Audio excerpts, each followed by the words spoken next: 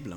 Et donc, c'est une très grande responsabilité. Merci pour vos prières qui m'accompagnent dans cet exercice-là. Je commence ce message ce matin avec une nouvelle qui n'est pas très réluisante.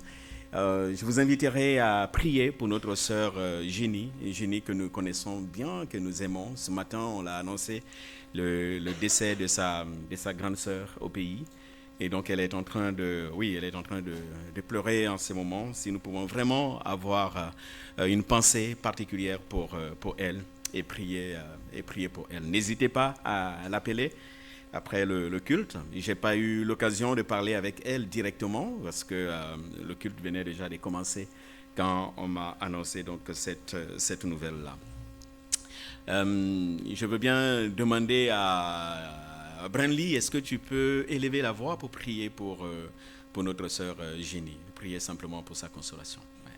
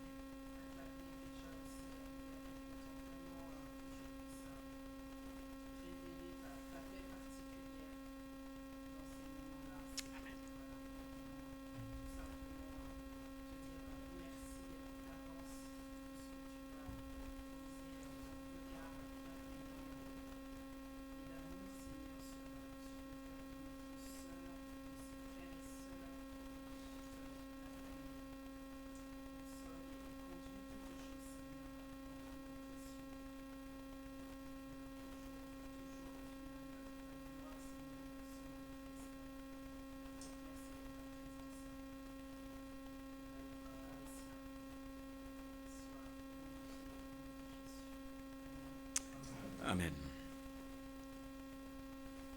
Depuis un certain temps, nous sommes en train de développer un thème au sein de notre communauté, une thématique. Elle porte sur être chrétien au quotidien. Qu'est-ce que cela représente pour nous?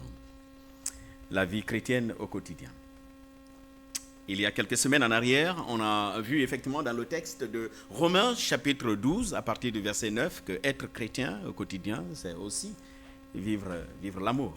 Paul commence donc par dire dans 1 Corinthiens chapitre 12, verset 9, que l'amour soit sans hypocrisie, que l'amour soit sans masque. Et nous avons vu ces jours que pour pouvoir vraiment aimer de manière authentique, il faut d'abord connaître les frères. Il est difficile d'aimer quelqu'un qu'on ne connaît pas. Il est difficile de pouvoir être proche de la personne, d'une personne, si on ne connaît pas cette personne-là. Difficile de porter le fardeau d'une personne si on ne connaît pas cette personne-là. Ce matin, nous allons voir un autre aspect de ce qu'est être chrétien au quotidien, ce qu'est une vie chrétienne au quotidien. Et en fait, j'ai intitulé cela, c'est en fait un appel à servir ou un appel au service. Et je commencerai ce message par une histoire que vous connaissez sûrement. Alors, ça marchait tout à l'heure, je ne sais pas pourquoi ça ne marche plus. Très bien, c'est une histoire que vous connaissez sûrement. C'est l'histoire d'un sergent polonais qui, pendant la Seconde Guerre mondiale, dans un camp de concentration, a été fait prisonnier. Il s'agit bien évidemment de Francis Gajowniczek. Alors, c'est un nom avec lequel j'ai du mal, hein, ce nom polonais, Gajowniczek, voilà. Et cet homme a donc été prisonnier dans ce camp de concentration à Auschwitz. Et un de ses compagnons de détention a réussi à s'évader. Il a réussi à s'évader. Et pour dissuader de telles évasions, le commandant du camp se saisissait automatiquement de 10 prisonniers au hasard, des prisonniers qu'il plaçait dans une cellule de quelques mètres carrés et il les laissait simplement mourir de faim dans cette cellule-là. Quand Francis Gajowniczek entendit prononcer son nom, il a donc été désigné au hasard pour être placé dans cette cellule et mourir de faim.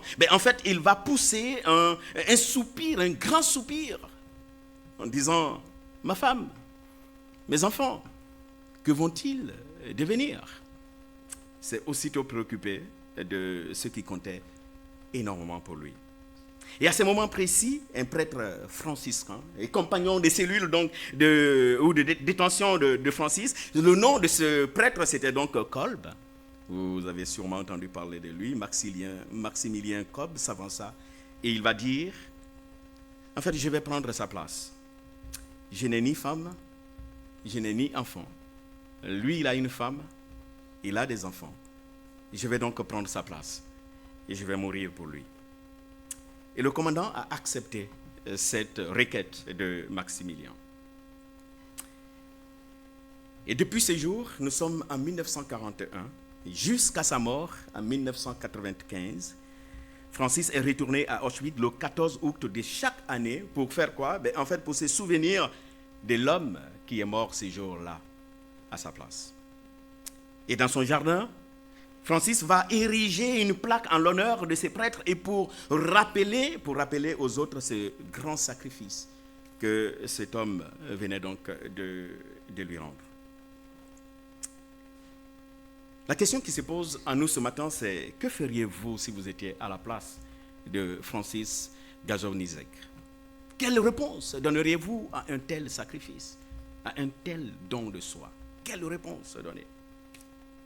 Francis a choisi d'aller se recueillir chaque année, jour après jour, et durant toute sa vie, sur la tombe de son sauveur. Et vous, que feriez-vous si vous étiez à la place de cet homme-là?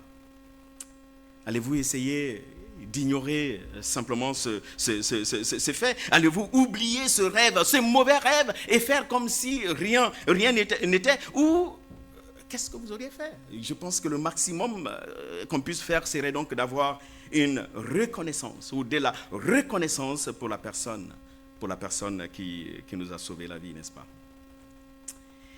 Eh bien, bien-aimés frères et sœurs, sachez que pour nous, en tant qu'enfants de Dieu, Christ a fait bien plus que prendre nos places à la croix. Non. Jésus a non seulement sacrifié sa vie pour nous, mais bien plus encore. Christ nous a assuré la vie éternelle. Il nous a donné la vie éternelle. Dans Jean 3,16, nous connaissons ces versets par cœur, n'est-ce pas? C'est lui qui croit ne passe pas par la mort, mais il aura la vie éternelle. Kolb est mort pour Francis sans garantie que ces derniers seraient un jour libres. Il est mort pour Francis sans garantie que ces derniers vivraient pour toujours. Mais avec la mort de Jésus-Christ, en fait, Dieu nous donne tout. Dieu nous offre un package complet. Avec la mort de Jésus-Christ à la croix, en fait, nous avons la liberté en Jésus-Christ. Nous avons le pardon des péchés. Ce matin, nous venons de chanter la réconciliation. Nous sommes réconciliés avec Dieu, réconciliés avec nous-mêmes et réconciliés avec les autres grâce au sacrifice de Jésus-Christ à la croix. Mais bien plus encore, par la mort et la résurrection de Jésus-Christ à notre place, mais en fait, nous avons la vie. Mais nous avons la vie éternelle. Et nous avons, comme la cerise sur le gâteau, nous avons un héritage. dans les félicités célestes. Nous sommes désormais héritiers du royaume céleste et co-héritiers avec Jésus-Christ. N'est-ce pas extraordinaire tout cela? Alors, en regardant ce que le Seigneur Jésus-Christ a fait pour nous à la croix, en regardant tout ce que Dieu nous donne grâce au sacrifice de Jésus-Christ à la croix, mais quelle réponse donner à un tel amour? Quelle réponse allons-nous donner à un tel don, à un tel sacrifice, le sacrifice de Jésus-Christ? L'apôtre Paul nous propose une réponse dans Romains chapitre 12, le verset 1. Paul dira, je vous exhorte donc, au regard de tout ce que Dieu a fait pour vous sur la croix, je vous exhorte à cause de cette immense bonté de Jésus-Christ, certaines versions diront, par les compassions de Dieu, par les bontés de Dieu, je vous exhorte à offrir votre corps à Dieu comme un sacrifice vivant, saint et agréable. Voilà la réponse que Paul nous propose. Oui, en réponse à la grâce de Dieu, l'apôtre Paul nous invite simplement à vivre. Mais à vivre pour qui? Mais à vivre pour Dieu. Paul ne nous dit pas croyez simplement en Dieu. Paul nous dit vivez pour Dieu. Offrez-vous comme un sacrifice à Dieu. Et au verset 11 de Romains 12, le texte que nous allons donc étudier ce matin, Paul va nous montrer comment concrètement nous pouvons offrir ou nous offrir à Dieu, offrir notre corps à Dieu comme un sacrifice vivant et un sacrifice qui lui plaise. Je vais donc vous inviter ce matin à lire avec moi ce texte de 1 Corinthiens, Romains chapitre 12. Nous lirons à partir du verset 9 jusqu'au verset 13, mais vous l'aurez compris. Mon intervention sera ce matin sur le chapitre 11, le verset 11 plutôt. Romains chapitre 12, verset 9 à 13. Je fais la lecture pour vous. Paul dit que l'amour soit sans hypocrisie. Ayez le mal en horreur. Attachez-vous fortement au bien. Par amour fraternel, soyez pleins d'affection les uns les autres. Par honneur, usez de prévenance réciproque. Ayez du zèle et non de la paresse. Soyez fervents d'esprit. Servez le Seigneur. Réjouissez-vous en espérance. Soyez patients dans l'affliction. Persévérez dans la prière. Pourvoyez aux besoins des saints. Exercez l'hospitalité. Ayez du zèle et non de la paresse. Soyez fervents d'esprit. Servez le Seigneur. Oui, servez le Seigneur. Servir le Seigneur, telle doit donc être notre réponse en tant que chrétien à la bonté de Dieu exprimée par l'œuvre de Jésus-Christ à la croix. Le service, servir le Seigneur. Et ce matin, nous verrons que le service n'est pas pour le chrétien en fait une option, non. Le service n'est même pas pour le chrétien une corvée, non. Pour le chrétien, le service, c'est sa vocation, c'est sa raison d'être. Servir le Seigneur. Le service, c'est notre réponse logique à la grâce de Dieu. Et nous verrons ensuite ce matin comment le zèle et la ferveur sont les deux jambes sur lesquelles se fonde cet appel que Dieu nous adresse en tant que chrétiens. Comment servir le Seigneur? Bien évidemment, avec zèle et avec ferveur. Commençons donc par le commencement. Le service comme une réponse à la grâce de Dieu. Avant de voir comment servir, je pense qu'il est d'abord important de savoir, de comprendre pourquoi est-ce que nous devons servir. Si ce matin je vous posais la question, pourquoi servez-vous? Pourquoi chantez-vous? On a vu Daniel qui jouait au piano ce matin. Daniel, pourquoi tu chantes? Tu joues tous les dimanches ici ou quelques dimanches le piano. Pourquoi tu sers avec persévérance et abnégation? Si je demandais à chacun de vous, pourquoi vous êtes tellement engagé pour le Seigneur? Pourquoi vous êtes en train de servir? Que me répondrez-vous ce matin? Je pense que si je donnais la parole à chacun, on aurait eu énormément de réponses par rapport à cela. Bien, mes frères et sœurs, vous savez, comme moi, que dans beaucoup de religions, on sert pourquoi? On sert pour obtenir quelque chose. Dans beaucoup de religions. On sert Dieu pour que Dieu nous bénisse. On sert Dieu pourquoi? Pour que Dieu nous approuve. On sert pour qu'il puisse nous aimer, nous fasse grâce, nous évite l'enfer. Nous servons, beaucoup servent Dieu dans beaucoup de religions pour simplement que leur Dieu soit content d'eux. Mais dans l'évangile, l'ordre est complètement inversé, n'est-ce pas? Nous ne servons pas pour être aimés, mais nous servons parce que nous sommes aimés de Dieu. Nous servons parce que nous sommes aimés de Dieu. Et le service est donc l'expression de notre gratitude, de notre reconnaissance. Dieu nous a sauvés et en retour, nous le servons. Francis Gajovnizek avait deux choix. Vous savez, il pouvait choisir de partir. Après être libéré, il pouvait choisir de partir et oublier son bienfaiteur et ne plus faire cas de cela. Ou il pouvait choisir d'être reconnaissant à l'infini pour ce sacrifice que cet homme, ce prêtre, a accompli ces jours-là en 1941. Et c'est ce qu'il a fait. 54 années de reconnaissance et de fidélité envers son serviteur. 54 années, c'est toute une vie. Cet homme a passé sa vie à être reconnaissant et à vivre globalement pour cette personne-là. Et comme Francis, le chrétien répond à l'amour de Dieu par quoi? Il répond à l'amour de Dieu par une vie donnée. Voilà pourquoi Paul dit, offrez à l'Éternel votre vie comme un sacrifice vivant. Oui, l'amour de Dieu nous invite simplement au service. Et c'est bien ce que l'apôtre Paul exprime dans ce texte-là. Paul parle de ce service comme un esclavage. Il utilise l'expression douléo qui signifie servir comme un esclave. Christ nous a rachetés pour que nous puissions désormais devenir des esclaves pour lui. Et d'ailleurs, l'apôtre Paul lui-même va se présenter comme l'esclave de Jésus-Christ. Pour lui, être esclave de Jésus-Christ, ce n'est pas une humiliation, non. Pour lui, être esclave de Jésus-Christ, ce n'est pas une insulte, non, c'est un honneur. Il ne vivait plus que pour le bien de celui qui l'a sauvé. Et c'est l'invitation qu'il nous adresse aujourd'hui ici. Servez le Seigneur comme des esclaves, cherchant bien évidemment le bonheur, la priorité, le bien-être de votre maître. Si votre priorité et la priorité de votre maître entrent en conflit, vous savez quelle est la priorité qui doit passer.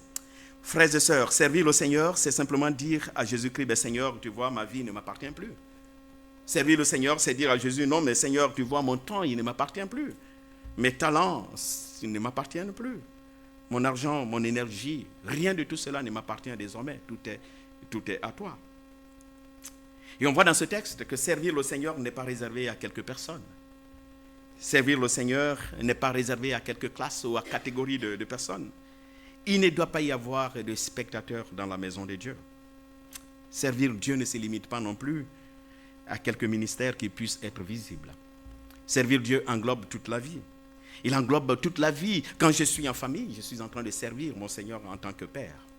En tant que père, quand je change la couche de mon enfant, comme le fait aujourd'hui mon frère Kitty, ben, il est en fait au service de Dieu quand il est en train de changer les couches de Léon. En tant que mari, quand je viens au secours de mon épouse qui a besoin de moi pour quelque chose, je suis au service de l'Éternel là. Bien-aimés frères et sœurs, servir le Seigneur, ça englobe toute la vie. Quand je suis au travail, en tant que responsable, chef de service, en tant que patron, je suis au service de Dieu. Quand je fais bien mon travail. Je suis au service de Dieu quand je suis en relation avec mes voisins. Quand je suis à l'église. Non, la vie chrétienne est simplement un culte qui est rendu à Dieu. La vie chrétienne est une réponse concrète à la grâce que Dieu nous a manifestée au travers de son Fils Jésus-Christ. En fait, si votre service commence à devenir pesant, si votre service commence à devenir pénible, c'est souvent parce que vous avez certainement oublié la grandeur de la grâce que vous avez reçue. Sinon, et comme nous allons le chanter tout à l'heure, qu'il fait bon à ton service. Jésus, mon sauveur, n'est-ce pas? Qu'il est doux le sacrifice que t'offre mon cœur. Cela devrait être notre chant. Qu'il est bon, qu'il fait bon à ton service. Nos servir ou notre service, c'est l'expression de notre gratitude, c'est notre réponse à la grâce de Dieu. Maintenant qu'on a compris pourquoi nous sommes appelés à servir, parce que, en fait, nous avons été sauvés et en réponse, nous sommes appelés à servir.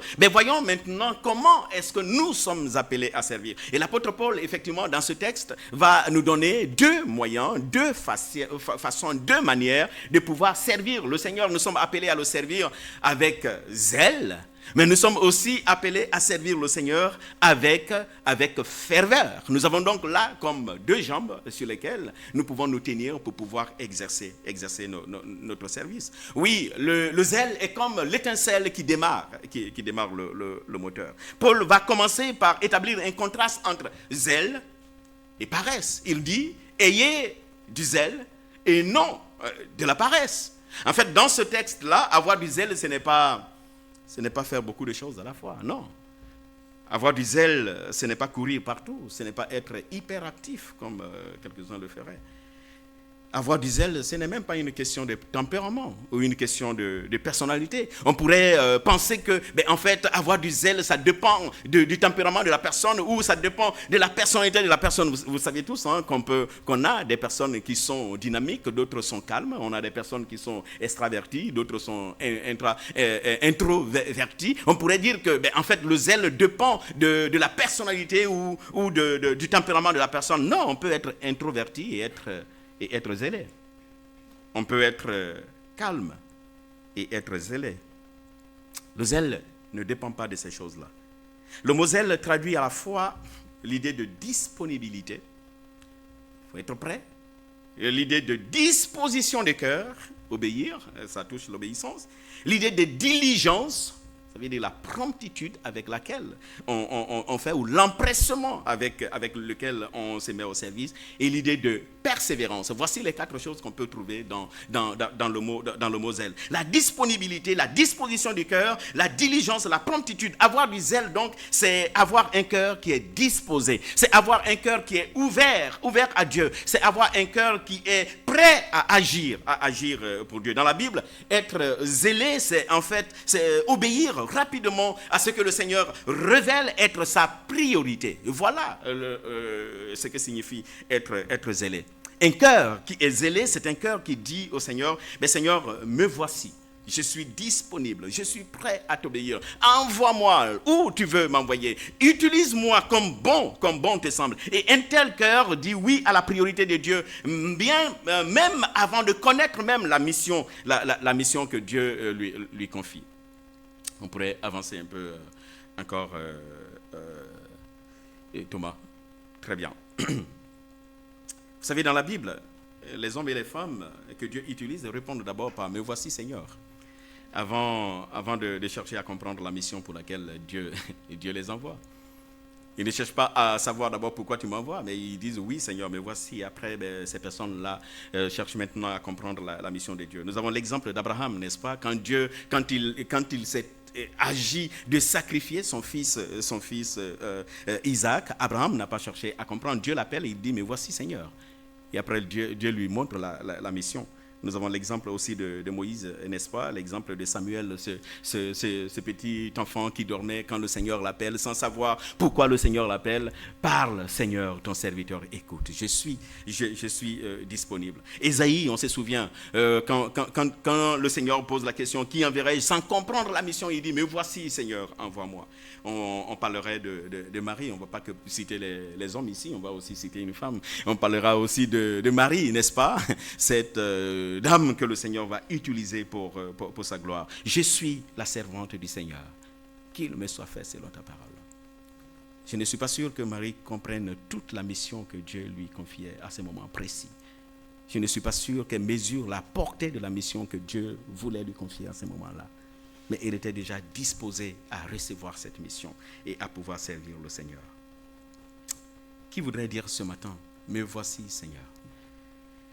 Envoie-moi là où tu veux m'envoyer. Utilise-moi comme tu voudrais m'envoyer. Vous savez, au sens biblique, l'expression « me voici » n'est pas simplement une indication géographique. Ce n'est pas quand Charlotte m'appelle à la maison. Samuel, et puis je dis « oui, me voici, je suis dans la chambre » ou « non, me voici, je suis au salon ». Ce n'est pas ce que ça signifie. « Me voici » au sens biblique, c'est plutôt la réponse d'une disponibilité et d'une consécration, une consécration totale. « Me voici » c'est l'attitude d'un serviteur qui ne discute pas la mission, mais qui se tient simplement prêt pour faire la volonté de celui qui l'appelle, donc de son maître. Et nous voyons aussi un autre détail par rapport au zèle, n'est-ce pas? Le zèle implique aussi un effort. On va me dire, mais attends Samuel. Un effort, pourtant on nous dit que le salut il est gratuit. Et toi tu veux nous parler d'effort ce matin. Attention, effort, par effort, il faut entendre l'application. Le zèle appelle une application, une discipline, Non, la grâce dans la Bible n'est jamais opposée à un effort, n'est-ce pas? Ce qui est opposé à la grâce dans la Bible, c'est plutôt le mérite. Et vous voyez quelques passages bibliques ici qui associent le zèle à l'idée d'un effort persévérant. Le premier texte que je vous propose ici, c'est 2 Pierre chapitre 1. Vous vous souviendrez de Yorsas, de sa prédication ici. Il avait prêché sur ce texte-là. Et dans ce texte, Pierre invite les chrétiens à faire tous leurs efforts. Pourquoi? Tous les efforts pour joindre à leur foi la vertu. Pour joindre à la vertu la connaissance, pour joindre à la connaissance la maîtrise de soi. Et c'est le même mot qui est utilisé dans notre texte de Romains 12, 11. Il s'agit de faire tous les efforts. Donc on voit que, en fait, l'effort n'est pas forcément en contradiction avec la grâce de Dieu dans la Bible. Dans 2 Timothée, chapitre 2, verset 15, l'apôtre Paul va exhorter son fils spirituel Timothée à s'efforcer de se présenter devant Dieu comme un homme qui n'a pas à rougir de sa vocation. S'efforcer. Il devait donc s'appliquer. Il devait fournir de l'effort pour pouvoir vraiment être un homme, un serviteur de Dieu que le Seigneur apprécie. Et on voit aussi cette idée, cette notion d'effort qui est renforcée dans le contexte de Romains 12. De l'autre côté, vous le voyez. Romains 12, 1 commence par quoi? Par un appel à offrir son corps à Dieu comme un sacrifice vivant. Et nous sommes tous d'accord qu'un sacrifice, ça demande de l'effort. On ne va pas faire un sacrifice banalement, ça demande de l'effort. Donner son argent, ce n'est pas facile. Et surtout ici en France, on me dit on ne parle pas trop d'argent avec les Français. Ils sont très regardants sur leur argent. C'est de l'effort qu'on fournit pour pouvoir donner de l'argent à l'œuvre de Dieu. Le verset 2 est une invitation à ne pas se conformer au siècle présent ou résister à la pression du monde. Cela demande aussi une discipline. Il faut de l'effort. Sinon, le monde nous avale complètement. Le verset 9, Paul invite les chrétiens à cultiver un amour sans hypocrisie. Et nous sommes tous d'accord que aimer sincèrement quelqu'un, ça demande de l'effort. En fait, je sens que quelques-uns fournissent énormément d'efforts pour pouvoir supporter le caractère de Samuel que je suis. S'il n'y avait pas d'effort, je ne suis pas sûr qu'on pourrait passer du temps ensemble véritablement. Il faut de l'effort pour pouvoir le faire. Et au verset 11 que nous étudions ce matin, Paul va opposer le zèle à la paresse. Et on sait que la paresse n'est rien d'autre que le refus de l'effort. C'est le refus de l'effort. Nous comprenons donc que dans la Bible, l'effort n'est jamais l'ennemi de la grâce. Il s'oppose plutôt à la facilité. Il s'oppose à la paresse. Le chrétien ne fournit pas l'effort pour être sauvé, pour mériter la faveur de Dieu. Il fournit l'effort plutôt comme réponse reconnaissante à la grâce de Dieu manifestée en la personne de Jésus-Christ. Le zèle n'est donc pas une posture, comme nous le voyons. Le zèle naît de la gratitude. Un cœur qui est touché par la grâce de Dieu ne peut pas être paresseux. Et c'est ce que Paul est en train de dire dans ce texte-là. Un cœur qui est touché par la grâce de Dieu ne peut pas rester passif, non. Un tel cœur ne procrastine pas, il ne remet pas à demain ce qu'il peut faire aujourd'hui. Un tel cœur ne s'endort pas. C'est un cœur qui s'éveille, qui s'engage et qui est prêt simplement à servir le Seigneur. Mieux, un cœur reconnaissant ne laisse pas les autres porter la mission de Dieu. Il porte lui-même la mission de Dieu. Et c'est ce que Paul nous dit dans ce texte-là. Ne laissez pas la paresse étouffer en vous l'appel de Dieu. La paresse spirituelle, c'est aussi souvent quand on laisse les autres porter l'appel de Dieu. C'est quand on reste spectateur et on voit les autres sur le terrain en train de mouiller le maillot. Et il arrive des moments même où on se permet certains commentaires. Mais il n'a pas bien fait. Et pendant ce temps, nous sommes tranquillement assis dans les gradins. On est en train d'observer le match à distance. La question ce matin, c'est à quelle mission Dieu m'appelle aujourd'hui? À quelle mission? Paul en vient donc à la deuxième jambe, ou à la deuxième façon de pouvoir servir le Seigneur, c'est avec ferveur. Et la ferveur est comme donc ces combustibles qui permet un service permanent. Un service permanent. Le mot ferveur signifie littéralement bouillant, ardent, chaud. En fait, si le zèle est l'étincelle qui met le moteur en marche, La ferveur est le combustible qui maintient le moteur allumé et qui permet à l'engin de continuer simplement à marcher. Vous serez d'accord avec moi que sans carburant, le moteur va s'éteindre et l'engin va simplement s'immobiliser. L'apôtre Paul savait que le zèle humain peut s'épuiser, il peut s'estomper. L'apôtre Paul savait qu'on peut commencer un projet avec enthousiasme, avec ardeur, avec zèle et abandonner quelques mois plus tôt. Plus tard? Pourquoi? Parce qu'on est fatigué, on est simplement épuisé. Voilà pourquoi Paul dira, pour que le service puisse durer toute la vie, il faut qu'il y ait de l'énergie. Il faut une force de propulsion. Et cette force de propulsion ici, c'est en fait cette ferveur-là qui permet de nous maintenir en marche et à continuer simplement à servir le Seigneur. Et l'image de la locomotive à vapeur peut bien illustrer cela, n'est-ce pas? La locomotive à vapeur, n'est-ce pas une merveille d'ingénierie du début du XXIe siècle?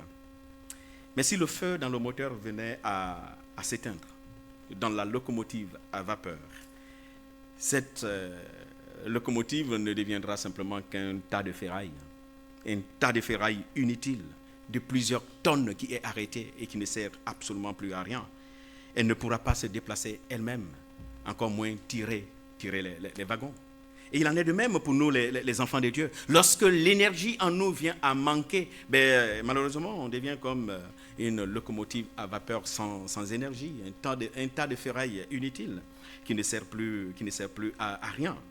Même si nous avons les dons qu'il faut, même si nous avons les compétences qu'il faut, lorsque le feu s'éteint en nous, lorsque l'élan, lorsque l'énergie vient à manquer dans notre service, on devient simplement comme cette locomotive.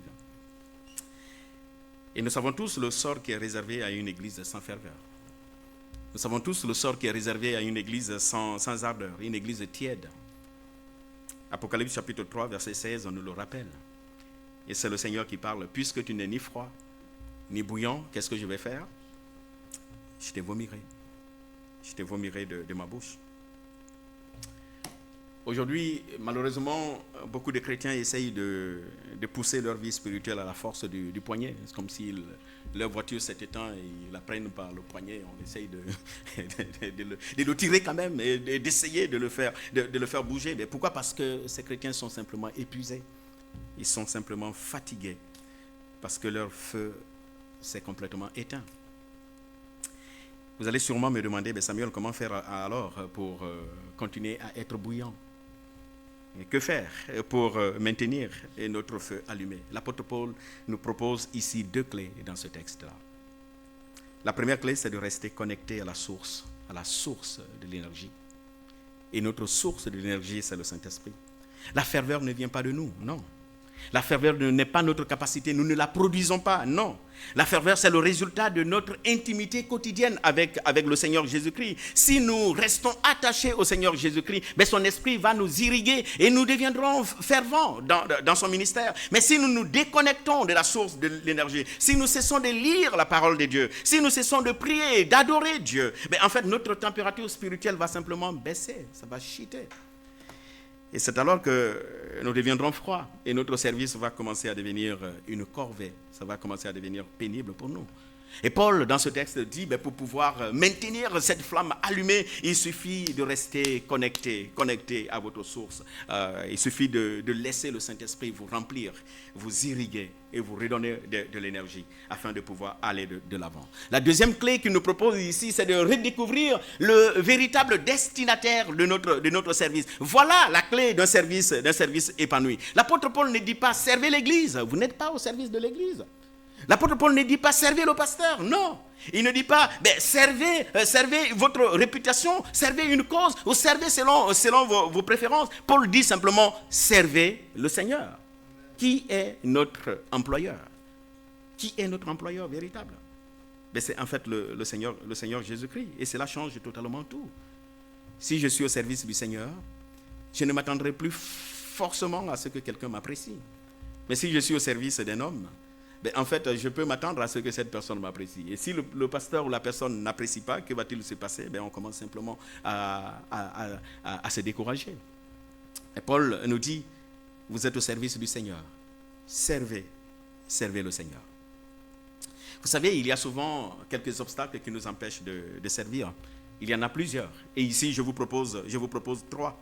Le premier obstacle, c'est le perfectionnisme ou le complexe d'infériorité. Il y a certains qui diront, en fait, moi, je n'ai pas assez de talent. Moi, je n'ai pas beaucoup de compétences. Moi, je n'ai pas un tel don. Moi, je ne peux pas faire ceci. Non, mais c'est un mensonge, bien-aimés frères et sœurs. Dieu n'appelle pas des personnes capables. Dieu qualifie des personnes qu'il appelle. Alors donc, le Seigneur nous veut tels que nous sommes, avec la force que nous avons. Vous vous souviendrez de Gédéon, n'est-ce pas? Quand le Seigneur lui dira, va avec la force que tu as.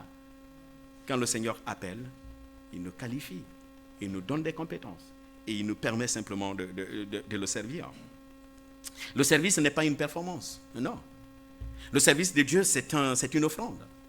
Et c'est notre vie qui est une offrande simplement à Dieu. Il y a aussi la mentalité du consommateur. La mentalité du consommateur, c'est cette mentalité de notre siècle. Aujourd'hui, on vient à l'église pourquoi? Pour recevoir.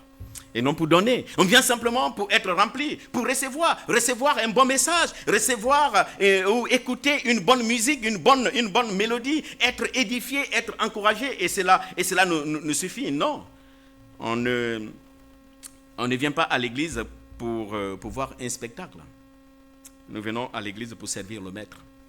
Et chacun de nous devrait donc simplement se mettre au service de Dieu. Il y a enfin l'orgueil caché, vouloir uniquement servir là où on nous voit et ne jamais servir là où le Seigneur nous veut. Je me souviens encore de cette histoire de cette jeune fille qui a voulu intégrer la chorale dans un pays d'Afrique. On a demandé à cette jeune fille, mais pourquoi est-ce que tu veux faire la chorale? Et elle dit, en fait, je veux faire la chorale parce que quand on est à la chorale, on est tout le temps devant et les gens nous regardent et nous sommes toujours là, les regards sont fixés sur nous. Et donc, moi, je veux faire la chorale pour que les gens puissent vraiment me voir tous les dimanches. Et quelle belle motivation, n'est-ce pas? Je ne sais pas qu'est-ce que vous diriez à une telle jeune fille si vous étiez le pasteur de l'église. Bravo, bienvenue à la maison de l'évangile. Mets-toi dans l'équipe de louange. Et comme ça. Et non, ce n'est pas une bonne motivation, bien-aimés frères et sœurs. Le service du Seigneur se mesure souvent à ce que nous faisons quand personne ne nous voit. Voilà la mesure du service de Dieu. Lorsqu'on commence à vouloir que les gens nous regardent, là, nous ne sommes plus au service de Dieu. Nous sommes au service de qui? De nous-mêmes. Nous sommes simplement au service de nous-mêmes. Comment concrètement vivre ce texte de Romains 12, 11 aujourd'hui, cette semaine? La première chose que je vous propose, c'est peut-être de chercher concrètement une occasion, une petite, aussi petite soit-elle, une occasion de servir. Ça peut être ranger une chaise quelque part. Vous voyez une chaise qui traîne quelque part, vous la prenez, vous la mettez à sa place. Vous êtes déjà au service de Dieu. Ça peut être envoyer un message à quelqu'un pendant cette semaine-là, quelqu'un qui est découragé, appeler et puis voilà, prier pour cette personne, encourager cette personne, aider cette personne-là à pouvoir sortir de sa dépression ou de son découragement pour... en fait, le zèle, le service commence par des petites choses. Pas par des grandes choses. La deuxième chose que je vous propose ici, la deuxième piste, c'est d'alimenter constamment votre feu. Et si vous vous sentez froid en ce moment-là, ne culpabilisez surtout pas. Si vous êtes au ralenti en ce moment-là, revenez simplement au Seigneur, revenez à la source. Passez du temps dans la présence de Dieu. Demandez au Saint-Esprit de ranimer votre ferveur. Et le Saint-Esprit est capable de le faire, si vous le demandez de tout cœur. La troisième piste que je vous propose, c'est en fait d'identifier le vrai destinataire de votre service. Il est important de se demander sincèrement, pour qui est-ce que je travaille aujourd'hui?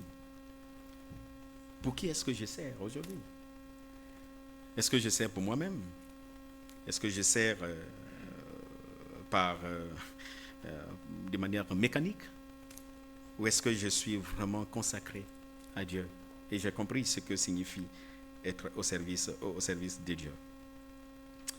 Si Jésus-Christ est celui pour qui vous servez, alors votre stress va complètement diminuer. Votre engagement va se renouveler. Et vos forces vont se bonifier davantage pour pouvoir continuer à le servir simplement. Bien-aimés frères et sœurs, la grâce de Dieu en Jésus-Christ est immense. Nous l'avons vu dans ce texte de Romains 12. On l'a vu par cette histoire de ce prêtre qui a donné sa vie pour Francis. Et en retour, Francis s'est simplement engagé, il s'est mis au service de l'honneur de cet homme-là. Mais nous, en tant qu'enfants de Dieu, Dieu nous donne plus que ce que ce prêtre a donné. Dieu nous a donné le pardon, il nous a donné la paix, il nous a donné la vie éternelle, il nous a donné un héritage, il ne nous a même pas laissé libres. Seul Dieu nous assure de la présence de son esprit au quotidien. En retour, la seule chose que le Seigneur nous demande aujourd'hui, c'est une vie donnée. Une vie qui ne se perd pas dans la paresse. Une vie qui ne se perd pas dans la tiédeur, mais une vie qui brûle pour Dieu et qui brûle simplement pour sa gloire. Ayez du zèle et non de la paresse. Soyez fervents d'esprit. Servez le Seigneur. Ma prière est que ces versets ne soient pas simplement écrits dans nos Bibles aujourd'hui. Ma prière est que ces versets ne soient pas simplement prononcés sur nos lèvres, mais que ces versets soient gravés dans nos cœurs et que nous puissions le manifester tous les jours que le Seigneur nous donnera de vivre. Et c'est là pour sa seule gloire. Amen. Seigneur, nous voulons encore te dire merci pour ta parole qui nous invite simplement à savoir pourquoi nous servons, mais aussi à chercher à savoir comment servir, pour qui nous servons. Merci parce que tu nous rappelles, Seigneur mon Dieu, que notre service n'est rien d'autre que l'expression de notre gratitude, de notre reconnaissance pour le sacrifice que ton Fils Jésus-Christ a accompli à la croix pour nous. Et en retour, tu nous invites simplement à te servir, Seigneur, à te servir avec zèle, à te servir, Seigneur, avec ferveur, ardeur. Si aujourd'hui, Seigneur, nous sommes affaiblis, notre service est tiède, mais nous voulons simplement venir devant toi, Seigneur. Nous voulons venir devant toi parce que attachés à toi, branchés, Éternel, sur la source d'alimentation, nous pouvons être alimentés constamment et continuer à te servir.